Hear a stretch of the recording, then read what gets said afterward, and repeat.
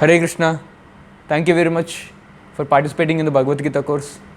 So once again, I wholeheartedly welcome all of you for enthusiastically participating in this extraordinary journey of learning Bhagavad Gita. Extraordinary journey ఎందుకన్నానంటే మన జీవితంలో మనం ఎంతో ఉత్తమమైన ఆనందాన్ని మనం సంపాదించడానికి ప్రయత్నిస్తూ ఉంటాం. సో భగవద్గీత ఇటువంటి బుక్, అది essence of entire Vedic literature, మన జీవితంలో ఆనందాన్ని మల్టిప్లై చేస్తుంది అనమాట. సో మనం చూద్దాం. ఇది మీరు ఒకవేళ వీడియో పాజ్ చేయాలంటే మధ్య మధ్యలో పాజ్ చేసుకోవచ్చు, ఫ్రంట్ బ్యాక్ కూడా వెళ్ళి ఇంకోసారి అర్థం కాకపోతే చూడొచ్చు. ఒకవేళ మీ దగ్గర బుక్ ఉంటే వీడియో పాజ్ చేసి బుక్ తీసుకుని రండి. బుక్ లేకపోతే no problem. So video continue చేయండి. ఇది అయిపోయిన తర్వాత ఒక్కోసారి నేను మీకు షేర్ చేసిన సాఫ్ట్ కాపీతోనో లేకపోతే మీ దగ్గర ఉన్న హార్డ్ కాపీతోనో ఈ క్లాస్ అయిపోయిన తర్వాత ఒకసారి రిఫర్ చేయండి మీరు. Okay, so will start. So I request all of you to open, మీ దగ్గర ఏమైనా బుక్ ఏమైనా ఉంటే ఓపెన్ చాప్టర్ 1, టెక్స్ట్ 1. అండ్ దీని గురించి మనం అర్థం చేసుకునే ముందు మీరు భగవద్గీత మీకు చూసే ఉంటే చూడండి ఇక్కడ. సో చాప్టర్ 1కి ముందు ఇంట్రొడక్షన్ లాస్ట్ పేజీలో డిసైప్లిక్ సక్సెషన్. సో మనం భగవద్గీత ఎలా మనం ఏం నేర్చుకుంటే భగవద్గీత యాజ్ ఇట్ ఈస్. మనం నేర్చుకునే బుక్ అనేది జస్ట్ భగవద్గీత కాదు. సో ప్రభుపాల్ వారు చెప్తారు, మార్కెట్లో వందల వేల ఎడిషన్స్ భగవద్గీత ఉన్నాయి, కానీ మనం నేర్చుకునేది Bhagavad Gita as it is. As it is అంటే ఎటువంటి చేంజెస్ లేకుండా సేమ్ 5,000 సంవత్సరాల క్రితం కృష్ణుడు ఎలాగైతే అర్జునుడికి చెప్పాడో అదే వాక్యాలు ఉంటాయి.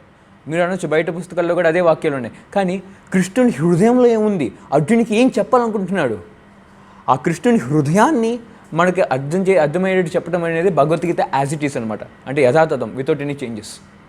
మన భగవంతుని నేను మాట్లాడుతున్నాను, నా హృదయంలో ఉందని మీకు అర్థం కాదు కదా. సో ఎవరైనా మీకు ఎక్స్ప్లెయిన్ చేస్తే అది ఇంకా ప్లస్, ఇంకా ఎడిషనల్ డీటెయిల్ కంప్లీట్ ఇన్ఫర్మేషన్ అనమాట. అలాగే కృష్ణుని అర్జున సంవాదం ఏంటంటే చాలా క్రిస్ప్ కండెన్స్డ్ మ్యాటర్, కానీ కృష్ణుని హృదయాన్ని ఎక్స్ప్లెయిన్ చేశారనమాట. కృష్ణుడు ఏం చెప్పాలనుకుంటున్నాడు ఈ వాక్యం ద్వారా, ఏం చెప్పాలనుకుంటున్నాడు ఈ శ్లోకం ద్వారా, అది ఎక్స్ప్లెయిన్ చేశారనమాట. ట్రాన్స్లేషన్ పర్పస్ చాలా క్లియర్గా. అది ఎలా ఏంటంటే మీరు చూడొచ్చు disciplic succession. So Srila Prabhupad ఇది 32nd acharya in the disciplic succession, AC Bhaktivedanta Swami Prabhupad. మనం సాక్షాత్ కృష్ణునితో కనెక్ట్ అయిన బ్రహ్మ సంప్రదాయానికి కనెక్ట్ అయి ఉన్నాం అనమాట. సో ఈ గురు పరంపర వల్ల, ఈ గురు శిష్య పరంపరలో ఈ జ్ఞానం అనేది ట్రాన్స్ఫర్ అయింది. And we are learning this original Bhagavad Gita, what Krishna intent to speak. కృష్ణుడు ఏం నేర్పించాలనుకున్నాడో అది మనం నేర్చుకుంటున్నాం. సో మీరు చాప్టర్ 1 ఓపెన్ చేయండి, టెక్స్ట్ నెంబర్ 1. సో చాలా ఇంట్రెస్టింగ్ అనమాట. సో చాప్టర్ 1 పేరు ఏంటంటే observing the armies of the battlefield. అంటే యుద్ధంలో ఏమేమి జరుగుతుందని అబ్జర్వ్ చేస్తున్నారు అనమాట. ఏం జరగబోతుందని చెప్పి, ఆర్మీస్ ఎలా ఉన్నాయని చెప్పి అబ్జర్వ్ చేస్తున్నారు. సో ఈ చాప్టర్లో ధృతరాష్ట్రుడు అబ్జర్వ్ చేయడానికి అడుగుతాడు సంజయ్ని. సో మనం దుర్యోధన యొక్క అబ్జర్వేషన్, సంజయ్ అంటే ధృతరాష్ట్రుని యొక్క అసిస్టెంట్ అనమాట. సో ధృతరాష్ట్రునికి యుద్ధంకి వెళ్ళాడు, అక్కడే ఉంటాడు. సో ఆ సంజయ్ అసిస్టెంట్. సో అసిస్టెంట్ని అడుగుతాడు ఏం జరుగుతుందని చెప్పి. అండ్ దెన్ దుర్యోధన యొక్క అబ్జర్వేషన్ ఉంటుంది, ప్లస్ దుర్యోధన యొక్క అబ్జర్వేషన్ ఉంటుంది, అర్జున్ యొక్క అబ్జర్వేషన్ ఉంటుంది. సో ఈ చాప్టర్లో అబ్జర్వేషన్ అనమాట. సో మనం సౌత్ ఇండియాలో మూవీస్ అన్నీ కూడా యాక్షన్ ఓరియంటెడ్ మూవీస్ ఉంటాయి అనమాట. మనం ఏంటంటే యాక్షన్ ఓరియంటెడ్ చాలా ఎక్కువ ఎంతూజియాస్టిక్గా పార్టిసిపేట్ చేస్తాం. సో ఇది రియల్ ఒక యాక్షన్ ఓరియంటెడ్ లాగా. సో 3 రకాలుగా అబ్జర్వ్ చేస్తాడు ఈ ఆర్మీని. మనం చూద్దాం. సో టెక్స్ట్ అనేది మీరు ఓపెన్ చేస్తే, ధర్మక్షేత్రే కురుక్షేత్రే ధృతరాష్ట్రోవాచ ధర్మక్షేత్రే కురుక్షేత్రే సమావేత యూత్సవ మామక పాండవశ్చైవ కిమర్కుర్వత సంజయ. ఓ సంజయ, ధర్మక్షేత్రే. సో భగవద్గీత స్టార్టింగ్ వర్స్ చూడండి, ధర్మక్షేత్రే. సో ధర్మక్షేత్రే అంటే ఆ కురుక్షేత్రంని ధర్మక్షేత్రం అని కూడా అంటారు. ఎందుకంటే అక్కడ ఎన్నో యజ్ఞాలు యాగాలు చేశారు. కురు అనే ఒక రాజు అనమాట. సో అందుకని దాన్ని ధర్మక్షేత్రం అంటారు. అక్కడ పరశురాముడు కూడా యుద్ధం చేశారనమాట. ఎందుకంటే సాక్షాత్ భగవంతుని యుద్ధం చేసింది. సో దానివల్ల కూడా ధర్మక్షేత్రం. ఇప్పుడు సాక్షాత్ శ్రీకృష్ణుడు ఉన్నాడు అక్కడ. సో సాక్షాత్ శ్రీకృష్ణుడు అక్కడ ఆ మైదానంలో ఉన్నాడు, అందుకని ధర్మక్షేత్రం. Sri Krishna is the father of religion. ఇంకా పాండవులందరూ ఉన్నారు. They known to be religious, especially Yudhishthir, Dharmaraju is there. So వీటన్నిటి వల్ల ఆ క్షేత్రానికి ధర్మక్షేత్రే అంటారు, అంటే ధర్మక్షేత్రే. సో అందుకని ధృతరాష్ట్రుడు ధర్మక్షేత్రే కురుక్షేత్రే సమావేత యుత్సవ అంటే పోరాడడానికి ఉత్సాహంగా పాల్గొన్నారు అనమాట వాళ్ళందరూ. మామక పాండవశ్చైవ, నా కుమారులు పాండవ కుమారులు అనమాట. సో ధృతరాష్ట్రుడు ఫస్ట్ నుంచి సపరేట్ చేస్తారు. ఎప్పుడైతే పాండుమారు చనిపోతారో ఈ పాండవులందరూ, పంచపాండవులందరూ ధృతరాష్ట్రుని యొక్క కేర్లోకి వస్తారు. ధృతరాష్ట్ర కేర్ టేకర్ అనమాట. సో ఈ కౌరవులకి పాండవులకి, తన 100 కొడుకులకి, ఈ 5 కొడుకులకి, సో 105 మందికి తన కేర్ టేకర్. కానీ స్టార్టింగ్ నుంచి అతని దుర్బుద్ధి ఏంటంటే సపరేట్ చేస్తారు, మామక పాండవ. సో అందరూ ఒకటే. సో అది దుర్బుద్ధి అనమాట. మామక పాండవ కిమ్మ కురువత్ సంజయ్ ఏం చేస్తున్నారు. సో ఈ ప్రభుపాద్ వారు చాలా అద్భుతంగా ఎక్స్ప్లెయిన్ చేస్తున్నారు. ఏంటంటే ఇప్పుడు ఒక చిన్న ఎగ్జాంపుల్ చెప్తాం. మీరు మూవీ థియేటర్కి వెళ్ళారు, మూవీ టికెట్ తీసుకొని మూవీ థియేటర్లో కూర్చున్నారు అన్నమాట ఇలాగా. సో ఎవరైనా అడిగారు అనుకోండి, అరే ఏం చేస్తున్నారు అని చెప్పి, అరే మూవీ థియేటర్లో కూర్చొని ఏం చేస్తారు మూవీ చూడకుండా. చాలా ఆబ్వియస్. మీ ముందు మీ కంటి ముందు ఒక మంచి ఫీస్ట్ ఇచ్చాను, ఒక చిన్న ప్లేట్లో తీసుకొని మంచి ఫీస్ట్ ఇచ్చాను, ఏం చేస్తారు, తింటారు కదా. సో అలాగే యుద్ధానికి వచ్చిన వాళ్ళు యుద్ధం చేయకుండా ఏం చేస్తారు అక్కడ. కానీ ధృతరాష్ట్రుడు అడుగుతాడు, ఎందుకంటే అది ధర్మక్షేత్రం అనమాట. ఆ ధర్మక్షేత్రంలో ఆ ధర్మాన్ని యొక్క ఇన్ఫ్లుయెన్స్ అయిపోయి దుర్యోధన అండ్ పార్టీ వాళ్ళ మనసేం చేంజ్ అవ్వట్లేదు కదా, వాళ్ళేం రాజీ పడట్లేదు కదా, రాజీపడి యుధిష్ఠిరుడికి పాండవులకి రాజ్యం ఇవ్వట్లేదు కదా, అంతా బాగానే ఉంది కదా. సో ధృతరాష్ట్రునికి తెలుసు ఫస్ట్ నుంచి వాళ్ళ అధర్మం వైపు ఉన్నారు. కానీ ఎలాగైతే పాండవుల్ని వనవాసం పంపించేసి రాజ్యాన్ని ఆక్యుపై చేశారో అలాగే ఎలాగోలా వాళ్ళని చంపేసి రాజ్యాన్ని ఆక్యుపై చేద్దాం అనుకుంటున్నారు. కానీ ఈ వార్ అనేది యుద్ధం అనేది వరల్డ్ వార్ లాగా అనమాట. ప్రపంచంలో ఉన్న అందరూ అసెంబుల్ అయ్యారు అనమాట. ప్రతి రాజు అసెంబుల్ అయ్యారు అనమాట. ఆల్మోస్ట్ ప్రతి రాజ్యం నుంచి రాజులు అందరూ అసెంబుల్ అయ్యారు. కొంతమంది పాండవుల వైపు, కొంతమంది కౌరవుల వైపు, ఇలా డివైడ్ అయిపోయారు అనమాట. Not only Indian army, entire world's army was there. అందుకని ధృతరాష్ట్రునికి కూడా హృదయంలో ఏం జరగబోతుంది, ఎందుకంటే వాళ్ళ అధర్మంలో ఉందని తెలుసు, కానీ అందుకని అడుగుతున్నాను అనమాట. సో ఇది ఫస్ట్ చూడు, ఇది ధృతరాష్ట్రుని యొక్క మనస్తత్వం. తనకు తెలుసు కానీ ఆ ఎఫెక్షన్ వల్ల ఏం చేయట్లేదు. సో ఈ observing the armies of battlefield, ఈ చాప్టర్లు మనం 4 పార్ట్స్కి డివైడ్ చేద్దాం, మనం అర్థం చేసుకోవడం కోసం. ఫస్ట్ ఏంటి, ధృతరాష్ట్రుని అడిగి వదిలేస్తాడు, సంజయ్ ఇంకా ఎక్స్ప్లెయిన్ చేస్తాడు. సంజయ్ ఏంటంటే వేదవ్యాసుని యొక్క శిష్యుడు అనమాట. సో వేదవ్యాసుని యొక్క కృప వల్ల సాక్షాత్ యుద్ధంలో ఏం జరుగుతుంది, అర్జున్ కృష్ణుడి యొక్క సంభాషణ ఏంటని చెప్పి కంటితో చూస్తాడు, ధృతరాష్ట్రునికి ఎక్స్ప్లెయిన్ చేస్తాడు అనమాట ఈ సంజయ్ అనేది. ఇప్పుడు సంజయ్ అనేది స్టార్ట్ చేస్తాడు అనమాట ఏం ఎక్స్ప్లెయిన్ చేయటం. అప్పుడు ఎప్పుడైతే ఇది అడిగాడో అప్పుడు దుర్యోధనుడు తన రథంతో పాటు ద్రోణాచార్య దగ్గరికి వెళ్ళి మాట్లాడటం మొదలెడతాడనమాట. అది సంజయ్ ఎక్స్ప్లెయిన్ చేస్తాడు. ఇప్పుడు దుర్యోధను ఈ ఎంటైర్ వార్ఫుల్ని ఎలా చూస్తారని చెప్పి మనం నేర్చుకుందాం. సో ఇది ఇంకో పాట అనమాట. తర్వాత సంజయ్ ఎక్స్ప్లెయిన్ చేస్తారు ఈ యుద్ధం యొక్క సిమ్టమ్స్ ఏంటి, సిగ్నల్స్ ఏంటని చెప్పి. ఆ తర్వాత అర్జునుడు అబ్జర్వ్ చేస్తాడనమాట. సో ఈ 4 పార్ట్స్ అనమాట. ఇప్పుడు ధృతరాష్ట్రుని యొక్క స్వభావం నేర్చుకున్నాం, ఇప్పుడు వీళ్ళ మనస్తత్వాలు నేర్చుకున్నాం, చాలా అద్భుతంగా ఉంటుంది. సో వీళ్ళ మనస్తత్వం ఏంటి అని సంజయ్ తన వాక్యాలతో ఎక్స్ప్లెయిన్ చేస్తారు. సో టెక్స్ట్ నెంబర్ 3 మీరు ఓపెన్ చేస్తే చూడండి, ఆయన దుర్యోధనుడు టీచర్తో, ద్రోణాచార్యతో మాట్లాడతారు. O teacher, behold the great army of the sons of పాండుల యొక్క ఆర్మీ చూడు, so expertly arranged by the intelligent disciple the son of Drupada. పాండవుల్లో ద్రుపదుని యొక్క కుమారుడు ఉన్నాడు దృష్టద్యుమ్న. సో ఆయన పేరు తెస్తాడనమాట దుర్యోధనుడు చాలా చాకచక్యంగా. ఎందుకంటే చాలామంది ఉన్నారు పాండవుల ఆర్మీని, అర్జున్ అరేంజ్ చేస్తాడు, భీమ కూడా పాట ఉంది, కానీ ఈ దృష్టద్యుమ్న పేరు తెస్తాడు. ఎందుకంటే దృష్టద్యుమ్న ఎవరంటే ద్రుపదుని యొక్క కుమారుడు, ద్రుపది ఎవరంటే ద్రౌపది యొక్క తండ్రి. సో ద్రౌపది యొక్క తండ్రి ద్రుపదునికి ద్రోణాచార్యునికి పడదన్నమాట, కొన్ని మనస్పర్ధలు వచ్చినాయి. సో దానివల్ల ఏమైందంటే ద్రుపద ఒక యజ్ఞం చేశాడు, ఆ యజ్ఞానికి ఫలితంగా ఒక కుమారుని సంపాదించాడు. ఎందుకు సంపాదించాడంటే నాకు ఒక కుమారుని కావాలి, ఎవరే ద్రోణాచార్యుని వధించగలడు. ఎందుకంటే ద్రోణాచార్య చాలా పవర్ఫుల్ అనమాట. దానికోసం యజ్ఞం చేసి కుమారుని సంపాదించాడు అనమాట. అదే టైంలో ద్రౌపది కూడా పుట్టిందనమాట. ఇద్దరు ఒకేసారి పుట్టారు. ప్రతి ఒక్కరికి తెలుసు ఈ దుష్టద్యుమ్న పుట్టిందే ద్రోణాచార్యని చంపడం కోసం. సో ద్రుపది ఏం చేశాడంటే ఈ దుష్టద్యుమ్ని తన కొడుకుని డైరెక్ట్గా ద్రోణాచార్యకి అప్పచెప్పాడు శిష్యునిగా. చూడండి, ద్రోణాచార్యకి తెలుసు తనకి ఈ దృష్టద్యుమ్ని అనే వ్యక్తి నన్ను చంపడానికి పుట్టిందే కారణం. కానీ ఎటువంటి రిజర్వేషన్ లేకుండా, ఎటువంటి మనసులో ఏం పెట్టుకోకుండా సంపూర్ణంగా నేర్పించాడు అనమాట యుద్ధ నీతిని.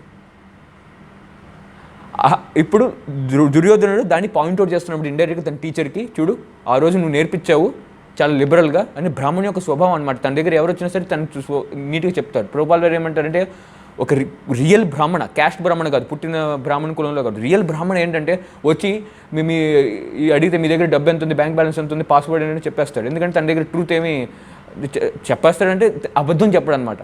దాచచ్చు చెప్పనని చెప్పి ఒకవేళ గట్టిగా అడిగితే నిజం అబద్ధం అయితే చెప్పడం అనమాట. అలాగే ఎవరైనా నేర్చుకోవడానికి వచ్చినా సరే లిబరల్గా ఇచ్చేస్తాడు అన్నమాట ఎడ్యుకేషన్ కూడా, ఎటువంటి ఫీజు అడగరు. అలాగే ద్రోణాచార్యుడు అలాగా ఎక్స్ప్లెయిన్ చేసి ఆయన మొత్తాన్ని నేర్పించాడు. సో అదే దృష్టద్యుమ్న ఇతని వైపు యుద్ధాన్ని మొదలెడుతాడు అనమాట. సో ఇండైరెక్ట్గా టాంట్ చేస్తున్నాడు అనమాట.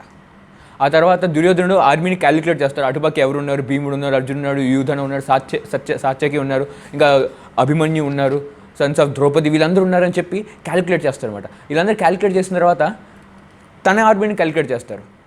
తన ఆర్మీని క్యాలిక్యులేట్ చేసేటప్పుడు మళ్ళీ ముందు స్టార్టింగ్లో కొంచెం తప్పు పట్టాడు కదా ద్రోణాచార్యుని. మళ్ళీ అంటాడు అనమాట.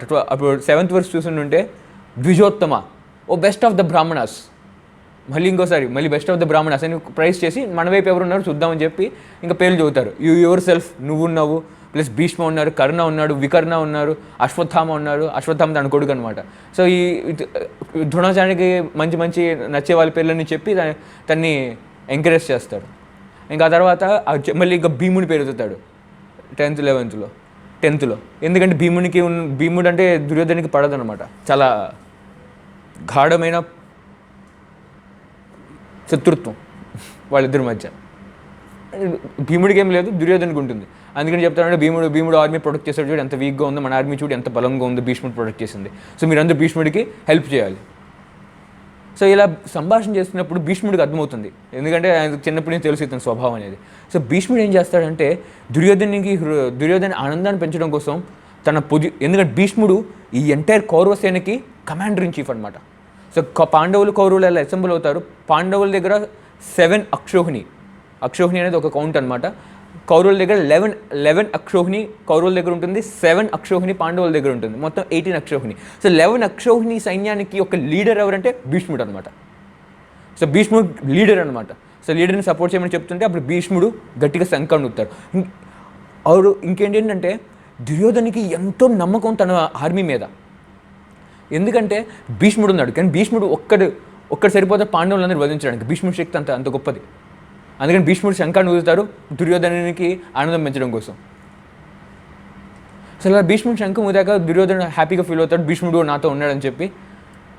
ఇంకోటి ఏంటంటే మనం అక్షోహిణి అంటే మనం కూడా అర్థం చేసుకోవాలి. అక్షోహిణి ఏంటంటే 21,870 చారియట్స్ అంటే రథాలు, 21,870 ఎలిఫెంట్స్ అంటే ఎలిఫెంట్స్ మీద యుద్ధం చేసేవాళ్ళు, 65,610 క్యావెలరీ అంటే హార్స్ బ్యాక్ అనమాట, అండ్ 1,09,350 ఇన్ఫాంట్రీ అంటే నేల మీద నడిచి యుద్ధం చేసేవాళ్ళు, ఇన్ఫాంట్రీ సోల్జర్స్. వీళ్ళందరూ కలిపి ఒక అక్షోహిణి, అలా 11 అక్షోహిణి వస్తున్నాయి అనమాట. అలా కురుక్షేత్రంలో 64 కోట్ల మంది పార్టిసిపేట్ చేస్తున్నారు. సో అలాగా భీష్ముడు తన శంఖాన్ని ఊది దుర్యోధనకి ధైర్యం చెప్పాడు అనమాట ఇండైరెక్ట్గా. అలా భీష్ముడు శంఖం ఊదంగానే మొత్తం కౌరవుల ఆర్మీ మొత్తం శంఖం ఊది తన యొక్క ప్రతాపాన్ని ఇండైరెక్ట్గా చూపిస్తున్నాడు పాండవులకి. సో నెక్స్ట్ ఇది అయిపోయిన తర్వాత సంజయుడు ఎక్స్ప్లెయిన్ చేస్తే తన యొక్క వ్యూ ఏంటని చెప్పి. ఆ తర్వాత పాండవులు శంఖాన్ని ఊదటం మొదలెడతారు అనమాట. మీరు 14th వర్స్ చూస్తుంటే మాధవ పాండవశ్చైవ దివ్య శంఖం ప్రదద్మతు. సంజయ్ చెప్తాడనమాట, ఇప్పుడు వాళ్ళు శంఖం ఊదారు కదా. సో మాధవ అంటే కృష్ణుని పేరు మాధవ అనమాట. మాధవి లక్ష్మి, మాధవ అంటే లక్ష్మి యొక్క పతి, లక్ష్మి యొక్క స్వామి మాధవ.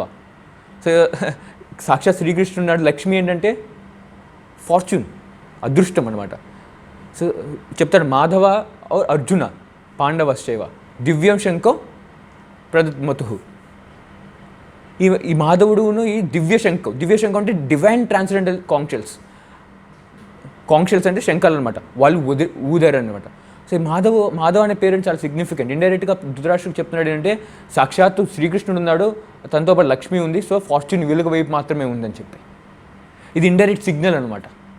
ఆ తర్వాత ఒక్కొక్కరు శంఖానికి ఒక పేరు ఉంది. జైసే పాంచజన్యం, ఋషికేశు, దేవదత్తం, ధనంజయ. మీరు 16th వర్స్ చూస్తుంటే ఇంకా చాలా సమ్మరీగా ఎక్స్ప్లెయిన్ చేస్తున్నా. మీరు ఒకవేళ ట్రాన్స్లేషన్ పర్పస్ చేస్తే చాలా అద్భుతంగా ఉంటుంది.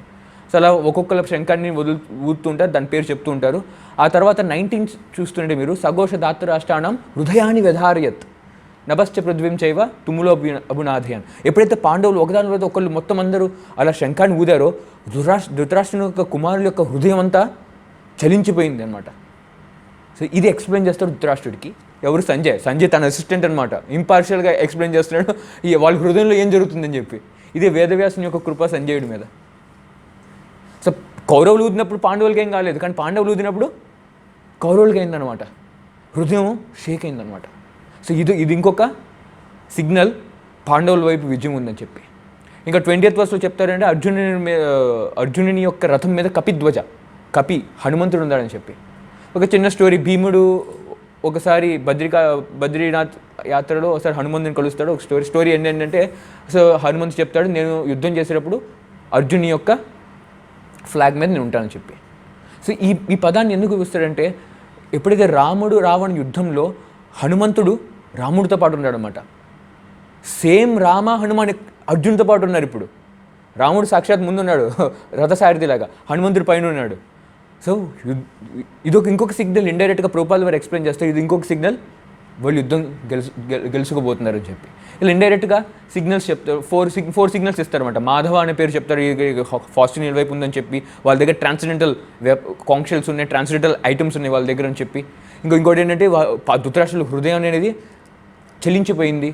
ఇంకా వాళ్ళ దగ్గర కపిధ్వజ, సేమ్ రాముడు హనుమంతుడు వాళ్ళతో ఉన్నారని చెప్పి ఇండైరెక్ట్ చెప్తారు. ఇప్పుడు ఇది చెప్పిన తర్వాత అర్జునుడు ఏమనుకుంటాడంటే, నేను ఒకసారి యుద్ధాల్లో మొత్తం చూద్దాం మైదానం అని కృష్ణుడు అడుగుతారనమాట. ఇప్పుడు అర్జున్ యొక్క సంభాషణని మళ్ళీ వన్స్ అగైన్ సంజయ్ నెరేట్ చేస్తాడు. రథం అర్జునుడు అడుగుతాడు అనమాట, సేనారి ఉభయర్ మధ్య రథం స్థాపతి అచ్యుత. ఓ కృష్ణ, ఈ రెండు సేనల మధ్య నా రథాన్ని ఏర్పరచు, నేను చూస్తాను ఎవరెవరు వచ్చారు యుద్ధం చేయడానికి అని చెప్పి. అలా పోరాటం చేసే యొక్క ఉత్సాహంతో తన గాంధీవం తీసుకొని, తన బో అండ్ యారోస్ తీసుకొని కృష్ణుని రిక్వెస్ట్ చేస్తాడనమాట. కృష్ణుడు అచ్యుత అంటే one who never falls down, పద వెళ్దామని చెప్పి. ఎప్పుడైతే కృష్ణుడు చాలా చాకచక్యంగా తీసుకెళ్తాడు అర్జున్ని. సో అర్జునుడి హృదయంలో ఏంటంటే, చూద్దాము ఎవరెవరు యుద్ధం చేయడానికి వచ్చారో, ఈ ధృతరాష్ట్రుని యొక్క కొడుకు దుర్యోధను యొక్క సాటిస్ఫై చేయడం కోసం. ప్రతి ఒక్కరికి తెలుసు దుర్యోధను రాంగ్ ఆక్యుపై చేశాడని చెప్పి. కానీ చాలామంది వాళ్ళ ఆర్మీ వైపు జాయిన్ అయ్యారు. కానీ అర్జున్ చూద్దాం అనుకుని ఎవరెవరు వచ్చారని చెప్పి చూద్దాం, క్యాలిక్యులేట్ చేద్దాం అనుకుంటున్నారు. ఇప్పుడు మీరు 25th వర్స్ ఓపెన్ చేస్తుంటే, భీష్మ ద్రోణశ్చ ప్రముఖ. కృష్ణుడు చాలా తెలివిగా ఎక్కడ తీసుకెళ్తాడనే రథాన్ని ఎగ్జాక్ట్గా భీష్ముడు, ద్రోణ, ఇంకా అదర్ చీఫ్ టైన్స్ అక్కడ అర్జునుడి యొక్క కుమారులు ఉన్నారు, గ్రాండ్ సన్స్ లేరు, కుమారులు ఉన్నారు, అభిమన్యు, ఇంకా ద్రౌపది కుమారులు, అటుపక్క దుర్యోధన యొక్క కుమారులు, ఇంకా తన డియర్ మోస్ట్ గ్రాండ్ ఫాదర్ ఉన్నారు, టీచర్ ఉన్నారు. ఎగ్జాక్ట్గా వాళ్ళ ముందు వచ్చి రథం ఆపుతాడనమాట. సో కృష్ణుడు తెలివి చూడండి. సో ఎందుకు ఆపుతాడంటే, సో కృష్ణుడు అర్జున్ని మోహింపచేస్తాడు. అర్జున్ అప్పటిదాకా బాగానే ఉన్నాడు, అంత ఫ్రెష్ హ్యాపీ. కానీ ఇప్పుడు మోహింపచేస్తాడనమాట అర్జున్ని కృష్ణుడు. ఎందుకంటే అర్జునుడికి మొత్తం అంతా తెలుసు, అతను కొత్తగా చెప్పాల్సింది ఏం లేదు. కానీ కృష్ణుడు అర్జును మోహింపచేస్తాడు, ఇక్కడ మర్చిపోయేట్ చేస్తాడు. He makes him bewildered so that he can speak Bhagavad Gita for all of us. So కృష్ణుడికి తెలుసు ఈ కురుక్షేత్ర యుద్ధం తర్వాత కలియుగం స్టార్ట్ అయిపోతుందని చెప్పి. సో కలియుగంలో ఎవరికి వేదాల యొక్క సారం తెలియదు, వేదాలు అర్థం చేసుకోలేరు. వాళ్ళకి వేదాల యొక్క సారాన్ని, ఎసెన్స్ని చెప్దాం అనుకుంటున్నారు. ఇంకోటి ఏంటంటే, కలియుగంలో ఎన్ని ఉపద్రవాలు వస్తాయంటే వాళ్ళకి సరైన నిర్ణయం తీసుకోవడానికి ఒక శక్తి ఉండదన్నమాట. జీవితం ఎలా ముందుకెళ్ళాలనే ఒక ఆలోచన అనేది వాళ్ళకి చాలా తక్కువ ఉంటుంది. అందుకని చెప్పి కృష్ణుడు ఈ భగవద్గీత అనేది చెప్దామని నిశ్చయించుకుంటాడు. అలా నేను నిశ్చయించుకోవాలంటే ఎవరో చెప్పాలి కదా. సో అర్జునుడు చూస్ చేసుకుంటాడు చెప్పండి. ఎందుకంటే అర్జునుడు అత్యంత ప్రీతమైన మిత్రుడు ప్లస్ భక్తుడు కూడా.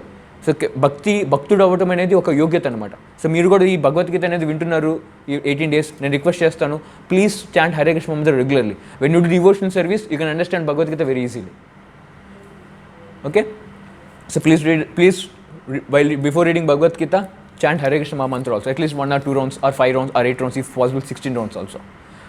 అర్జున్ అలాగా చూస్ చేసుకోండి, ఎందుకంటే ప్రీతమైన భక్తుడు కాబట్టి. అర్జున్ మోహింపచేస్తాడు. అలా మోహింపచేస్తాడు, సాక్షాత్తుగా వాళ్ళ రిలేటివ్స్ని, డియర్ మోస్ట్ వ్యక్తుల ముందు రథాన్ని ఆపుతాడు అనమాట.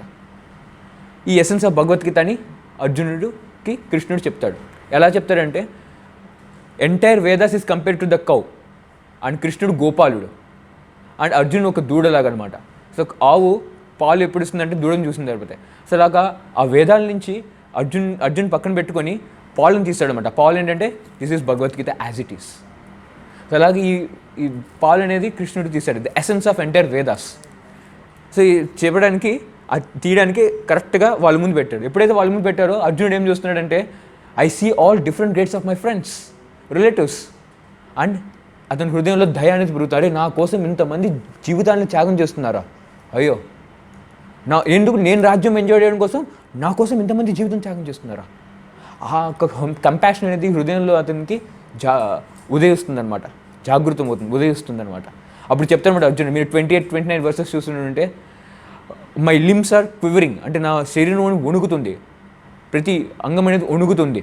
And my mouth is drying up and my body is trembling and hair is standing on end and తన దగ్గర ఉన్న గాంధీవం అనేది జారిపోతుంది అనమాట. ఇంకా ఆయన 30లో చెప్తాడనమాట, I'm unable to fight any longer, stand here any longer. అలా తన యొక్క స్థితిని ఎక్స్ప్లెయిన్ చేస్తాడనమాట. ఆ తర్వాత కృష్ణుడు భగవద్గీత ఎక్స్ప్లెయిన్ చేస్తాడు. మనం ఒక చిన్న పని చేద్దాం. సో అర్జున్ యొక్క స్థితి ఇప్పుడు చూద్దాం, అర్జున్ యొక్క స్థితి ఎండ్లో చూద్దాం. ఇప్పుడు 1.33 మీరు 30 ఓపెన్ చేస్తుంటే అర్జున్ చెప్తాడనమాట, I'm unable to stand here any longer. ఇప్పుడు 18.73 చూడండి. 18.73 చాలా సింపుల్ అనమాట. మీరు భగవద్గీత పైనే మీకు ఇవన్నీ ఉంటాయి మార్క్స్, ఈ డిక్షనరీ లాగా. 18.73 ఓపెన్ చేస్తుంటే ఇక్కడ ఏం చెప్తానంటే unable to fight here stand here any longer. నేను ఇప్పుడు స్టాండ్ చేయలేకపోతున్నాను. 18.73లో O Krishna I'm prepare to act according to your instruction. Bhagavad Gita విన్నాక ఆఖరిలో 18th చాప్టర్లో. ఇక్కడ ఏం చెప్తానంటే 1.30లో ఐఎమ్ ఫర్గెటింగ్ మై సెల్ఫ్, మర్చిపోతున్నాను నేనేంటో అని చెప్పి భ్రమితం అయిపోయాడు. అక్కడ 18.73 I have regained my memory by your mercy, మొత్తం అంతా వెనక్కి వచ్చేసింది. అండ్ 1.30లో my memory is reeling, my mind is reeling. ఇప్పుడు చెప్తాను నా మైండ్ అనేది తిరుగుతుందని చెప్పి. 18.73లో మై ఇల్యూషన్ ఇస్ గాన్, నా భ్రమ అనేది పోయింది అని చెప్పి. అండ్ 1.30లో ఐ ఫోర్సీ ఓన్లీ ఈవిల్, అంటే కేవలం దురదృష్టాన్ని మాత్రమే, చెడుని మాత్రమే చూడగలుగుతున్నాం. 18.73లో I'm firm and free from doubt. Bhagavad Gita విన్నాక, after listening Bhagavad Gita. So Bhagavad Gita ఉపదేశం ముందు మన స్థితి అనేది ఇలాగే ఉంటుందన్నమాట. మనం ఏం చేయాలో తెలియదు, నిర్ణయం ఎలా తీసుకోవాలో తెలియదు, కానీ భగవద్గీత విన్నాక ఇంత ఫామ్ అయిపోతాం అనమాట. 18.73లో. ఆ తర్వాత 32-35లో తను ఎక్స్ప్లెయిన్ చేస్తానమాట, నా ఫాదర్స్ ఉన్నారు, నా సన్స్ ఉన్నారు, నా గ్రాండ్ ఫాదర్స్ ఉన్నారు, మెటర్నల్ అంకుల్ ఉన్నారు. సో ఒకవేళ వీళ్ళందరూ చనిపోతే నేను రాజ్యం ఎలా ఎంజాయ్ చేయాలి? ఇది సెకండ్ రీజన్ అనమాట. ఫస్ట్ రీజన్ అంటే అతని యొక్క దయతో అలా బాడీ అనేది అలా చేంజెస్ అవుతాయి, దయ ఎంతమంది చనిపోతుందని చెప్పి. ఇంకో రీజన్ చెప్తాడు, ఇంట్రెస్టింగ్ రీజన్. ఓ మధుసూదన, కృష్ణుని మధుసూదన అని చెప్తాడు. మధుసూదన ఏంటంటే కృష్ణుడు మధు అనే ఒక రాక్షసుని వధించాడు అనమాట. అందుకని కృష్ణుడి పేరు మధుసూదన. నువ్వైతే రాక్షసుని వధిస్తావు, నన్నేమో వీళ్ళ రిలేటివ్స్ని వధించమంటున్నావు. సరే కదే, అంతే కదా. సో కృష్ణుడికి రకరకాల పేరుతో అర్జున్ పిలుస్తాడు. ఓ మాధవ, ఓ మధుసూదన, ఓ అచ్యుత, ఓ జనార్దన, ఓ హృషికేశ, ఇలా రకరకాల పేరుతో పిలుస్తారు. ఒక్కొక్క పేరుకి ఒక్కొక్క భావన ఉంటుంది, ఒక్కొక్క మీనింగ్ ఉంటుంది. ఇక్కడ మధుసూదన అనే భావంతో పిలిచారు అనమాట. మధుసూదన నువ్వైతే రాక్షసులు చంపుతావు, నన్నేమో నన్ను ఫ్యామిలీ మెంబర్స్ చదువుకుంటున్నావు. ఒకవేళ ఫ్యామిలీ మెంబర్స్ చనిపోతే నేను ఎలా ఎంజాయ్ చేయాలి? నేను ఏమి ఎంజాయ్ చేస్తాను నేను ఫ్యామిలీ మెంబర్స్ చనిపోతే? ఒకవేళ నేను రాజ్యం వెళ్ళాలన్నా సరే ఎవరు ఉంటారు కదా ఎంజాయ్ చేయడానికి. ఇంకా ఈ 35th వర్షం చెప్తారనమాట, with in exchange of entire 3 worlds. ఈ ఎర్త్ ఒకటే కాదు, ఎందుకంటే ఈ ప్లానెట్ అంతా రూల్ చేసేది హస్తినాపురం అనమాట. హస్తినాపుర కింగ్ అనేది ఎంపరర్ అనమాట ఎంటైర్ ఎర్త్కి, ఒక నేషన్ అనమాట ఎంటైర్ ఎర్త్ అనేది. ఇప్పుడు అర్జున్ ఏమంటారంటే ఈవెన్ హస్తినాపుర్ గెలవకపోయినా ఎంటైర్ ఎర్త్ గెలవకపోయినా పర్లేదు, ఎందుకంటే ఈవెన్ నాకు యూనివర్స్ ఇచ్చినా సరే నేను యుద్ధం చేయడం చెప్పి. సో 35th వర్షంలో చెప్పేస్తే నేను యుద్ధం చేయను అని చెప్పి. ఇంకా తర్వాత ఇంకా ఫర్దర్ రీజన్స్ చెప్తారు. మీరు 39th ఓపెన్ చేస్తుంటే కులక్షేపణ శంతి కులధర్మ సనాతన ధర్మే నష్ట కులం కృష్ణం అధర్మ విభవత్యుత. ఇంకో రీజన్ చెప్తాడు ఏంటంటే వీళ్ళందరూ చనిపోతారు కదా, చాలామంది ఉన్నారు, 64 కోట్ల మంది ఉన్నారు. సో వీళ్ళు చనిపోతే ఫ్యామిలీ హెడ్ మెయిల్ పర్సన్ చనిపోయాడు, అప్పుడేమవుతుంది? సో విడోస్ అవుతారు, విధవులు అవుతారు, వైఫ్స్, అండ్ దెన్ వాళ్ళకి ప్రొటెక్షన్ ఉండదు, అండ్ అక్రమ సంతానం అనేది జన్మించే అవకాశం ఉంది. ఒకవేళ వాళ్ళు జన్మిస్తే వాళ్ళు ఎటువంటి రూల్స్ అండ్ రెగ్యులేషన్స్ ఫాలో అవ్వరు. ఇంకా మొత్తం వేదిక్ ట్రెడిషన్ అనేది నష్టపోతుంది, ఎందుకంటే ఫ్యామిలీ మెయిన్ మెంబర్స్ చనిపోతున్నారు. ఇంకా 44th వర్స్లో ఇంకా ఇలా ఎక్స్ప్లెయిన్ చేస్తాడు, రకరకాల రీజన్స్ చెప్తాడు. అంటే అదే రకరకాలు కాదు, అదే రీజన్ని ఇంకా ఎక్స్ప్లెయిన్ చేస్తూ ఉంటాడు అనమాట. ఇంకా 44th వర్స్లో మీరు చూస్తుంటే ఈ మనం పాపం చేస్తున్నాం అని చెప్తాడు అనమాట. అలా how strange that is we are ready to commit great sinful activities to desire royal happiness. ఈ రాయల్ హ్యాపీనెస్ని ఎంజాయ్ చేయడం కోసం ఇంత పెద్ద పాపం చేస్తున్నాం. ఏం పాపం చేస్తున్నాం? ఇంతమంది చంపేస్తున్నాం. పాపాలు వస్తాయి మనకి, ఎందుకంటే వాళ్ళందరూ ఫ్యూచర్ అధర్మం ఫాలో అయితే మనకి పాపమే కదా వచ్చేది. సో అర్జునుడు మొత్తానికి 4 రీజన్స్ చెప్తాడనమాట. మీరు 1.27 27లో అతని హృదయంలో కంపాషన్ ఎక్స్ప్లెయిన్ చేస్తాడు. అలా బాడీ వణుకుతుంది, హెయిర్ స్టాండ్ అవుతుంది, మౌత్ డ్రై అయిపోతుంది, and then mind is ruling, unable to stand here and fight, Gandiva slipping, compassion అనమాట, ఇంతమంది చనిపోతున్నారని చెప్పి. ఆ తర్వాత 32-35 చెప్తాడు, ఇంతమంది చనిపోతున్నారు, నా ఫ్రెండ్స్ అందరూ చనిపోతున్నారు, నేను ఇంకేం ఎంజాయ్ చేయాలి? మనం ఎప్పుడైనా సరే మనం ఎక్కడ బయటికి వెళ్ళినా సరే ఫ్రెండ్స్తో వెళ్తాం కదా, ఫ్రెండ్సే లేరు, రిలేటివ్స్ లేరు, రాజ్యం వెళ్ళినా సరే ఎవరు ఉన్నారు, ఎంజాయ్మెంట్ లేదు. ఫస్ట్ రీజన్ ఏంటంటే దయ, సెకండ్ రీజన్ అంటే ఎవరితో ఎంజాయ్ చేయాలి, మూడో రీజన్ ఏంటంటే ఫ్యామిలీ ట్రెడిషన్ అనేది రెస్టర్ అయిపోతుంది, నాలుగో రీజన్ ఏంటంటే పాపం వస్తుందని చెప్పి. సో మూడు రీజన్ 1.39లో చెప్తే, నాలుగు రీజన్ 1.44లో చెప్తారు. సో ఈ 4 రీజన్స్ చెప్పేసి చెప్తాడు, తర్వాత సైలెంట్ అయిపోతాడు అనమాట. అప్పుడు కృష్ణుడు మాట్లాడటం మొదలు పెడతాడు, అది సెకండ్ చాప్టర్లో. సో వేదవ్యాసుడు చాప్టర్లకు డివైడ్ చేస్తాడు వాళ్ళిద్దరి మధ్య కాన్వర్జేషన్ని. యాక్చువల్గా వాళ్ళు first chapter second chapter discuss చేయాలి, వాళ్ళ మధ్య కాన్వర్జేషన్ని వేదవ్యాసుడు డివైడ్ చేస్తాడు అనమాట చాప్టర్స్గా. ఇది రకరకాలుగా, ఇది అర్జున్ యొక్క మనస్తత్వం. ఒక దుర్యోధన మనస్తత్వం ఏంటి, నా కోసం మీరు 1.6 వర్స్ అలా చూసుంటే నా కోసం ఇంతమంది ప్రాణాలు త్యాగం చేయడానికి వచ్చారని ఆనందపడతాడు. 1.5 1.6 వర్స్ చూస్తుంటే ఇక్కడ అర్జునుడు నా కోసం ఇంతమంది ప్రాణాలు త్యాగం చేయడానికి వచ్చారని బాధపడుతున్నాడు. అక్కడ దుర్యోధన ఆనందపడుతున్నాడు, ఇక్కడ అర్జున్ బాధపడుతున్నాడు. అక్కడ డిప్లొమాటిక్ కూడా చూస్తున్నాడు, ఇక్కడ అయినా నో ప్రాబ్లం, పాండవులు నన్ను చంపేసిన, కౌరవులు నన్ను చంపేసినా పర్వాలేదు, వితౌట్ ఎనీ వెపన్స్ నేను వాళ్ళ రాజ్యం ఇచ్చేస్తాను. చూడండి హృదయంలో ఒక మనస్తత్వం, ఇది వాళ్ళ మనస్తత్వం అన్నమాట. అర్జున్ యొక్క మనస్తత్వం, దుర్యోధన యొక్క మనస్తత్వం, ధృతరాష్ట్రుని యొక్క మనస్తత్వం ఇది. సో ఇది చాప్టర్ యొక్క కంక్లూషన్. అర్జునుడు 4 రీజన్స్ చెప్తాడు. ఒకటి ఫస్ట్ ఏంటంటే దయ, రెండు ఏం చెప్తారంటే ఎంజాయ్ ఎవరితో చేయాలి, 3 ఏంటంటే ఈ డైనెస్టీ అనే ఫ్యామిలీ ట్రెడిషన్స్ అనేది వెళ్ళిపోతాయి, 4వది ఏంటంటే పాపాలు వస్తాయని చెప్పి. సో ప్రభుపాదుల వారు లాస్ట్ 1.45 వర్స్లో అద్భుతంగా ఎక్స్ప్లెయిన్ చేస్తారంటే such a soft hearted person is in the devotional service of the lord is fit to receive the knowledge. అతను అంత soft hearted person, perfect person ఈ నాలెడ్జ్ని రిసీవ్ చేయడం కోసం. సో ఇలా ఈ చాప్టర్ అనేది కంక్లూడ్ అవుతుంది. నేను చాలా సినాప్సిస్గా ఎక్స్ప్లెయిన్ చేస్తారు, ఇంకా మీరు చదువుతుంటే చాలా లోతుగా చాలా బాగుంటుంది. ఓకే, సో ఈ 4 రీజన్స్ చాలా స్ట్రాంగ్ రీజన్స్ కదా, 4 powerful reasons: compassion, destruction of dynasty, sinful reactions and how can enjoy. So కృష్ణుడు చాలా ఈజీగా కాంట్రాక్ట్ చేస్తాడు సెకండ్ చాప్టర్లో. రేపు చూద్దాం సెకండ్ చాప్టర్లో ఎంత ఈజీగా కృష్ణుడు అనేది కౌంటర్ అటాక్ చేస్తున్నాడు అని చెప్పి. ఓకే, సో స్టే ట్యూన్డ్, మళ్ళీ కలుద్దాము. సో తప్పకుండా చదవండి and chant Hare Krishna mantra without fail. Okay? Thank you very much. Hare Krishna. Hare Krishna. Subscribe to our channel and press the bell icon to never miss any updates.